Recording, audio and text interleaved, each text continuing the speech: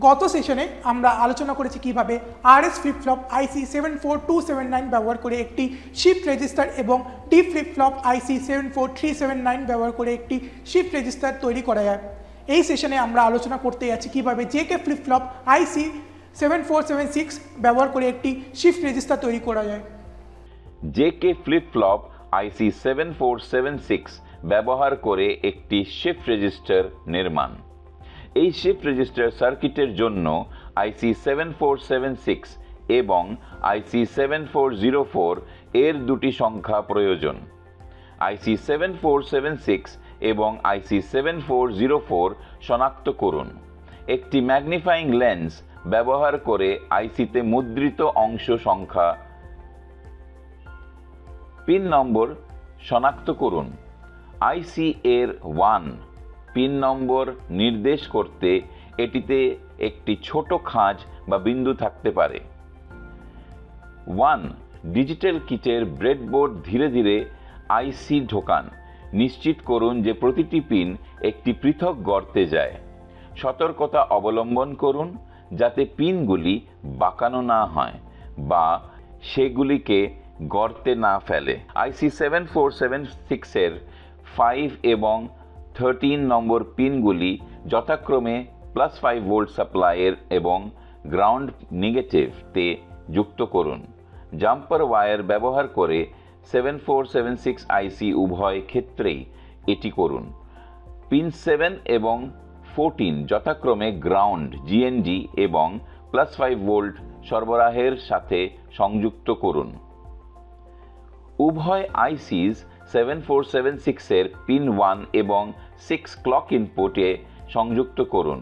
একইভাবে প্রিসেট ইনপুটের জন্য উভয় আইসিস 7476 এ পিন 2 সংযুক্ত করুন। আইসি 7476 এ পিন 4 এবং আইসি 7404 এ পিন 1 এ সিরিয়াল ডেটা ইনপুট সংযুক্ত করুন। আইসি 7404 এর পিন 2 কে আইসি 7476 এ 16 এর সাথে সংযুক্ত করুন। প্রথম আইসি 7476 তে 15 এবং 9, 14 এবং 12 পিনগুলি সংযুক্ত করুন। প্রথম আইসি এর 11 এবং 10 পিনগুলিকে যথাক্রমে দ্বিতীয় আইসি 746 এর পিন 4 এবং 16 এর সাথে সংযুক্ত করুন।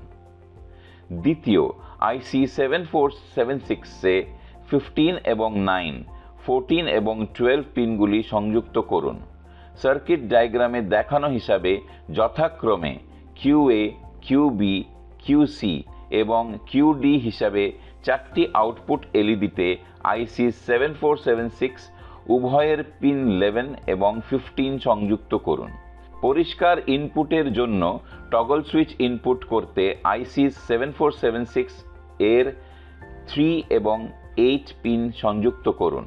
+5 ভোল্ট ডিসি পাওয়ার সাপ্লাই চালু করুন। +5 ভোল্ট পজিশনে টগল সুইচ হলো লজিক 1 এবং 0, ভোল্ট পজিশন হলো লজিক 0। ইনপুট সিআর পরিষ্কার করতে যুক্তি 0 প্রয়োগ করুন। এলইডিস QA, QB, QC এবং QD এর অবস্থা পর্যবেক্ষণ করুন এবং শিফট রেজিস্টারের সারণীতে ফলাফল রেকর্ড করুন। ক্লিয়ার ইনপুট সিআর তে যুক্তি 1 প্রয়োগ করুন। সার্কিটে সিরিয়াল বা ডেটা ইনপুট প্রয়োগ করুন।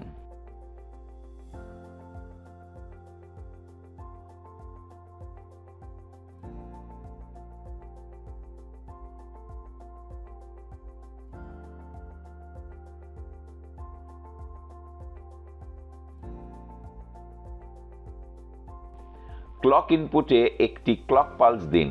একবারে 1 বিট ধাপে সিপো রেজিস্টারে সিরিয়াল ইনপুট হিসাবে 1001 প্রয়োগ করুন।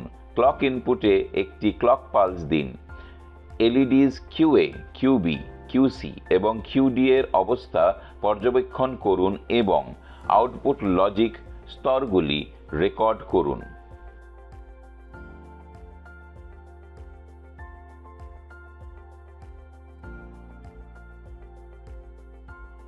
Serial input 1, clock pulse 1, output 1 0 0 0. Serial input 0, clock pulse 2, output 0 1 0 0. Serial input 0, clock pulse 3, output 0 0 1 0. Serial input 1, clock pulse 4, output 1 0 0 1. Scene 1050 underscore 2.2 underscore 3 underscore 1. আশা করি এখন আপনি সক্ষম হবেন RS flip flop, D flip flop এবং JK flip flop ব্যবহার করে একটি shift register তৈরি করতে এবং তাদের ফলাফল যাচাই করতে।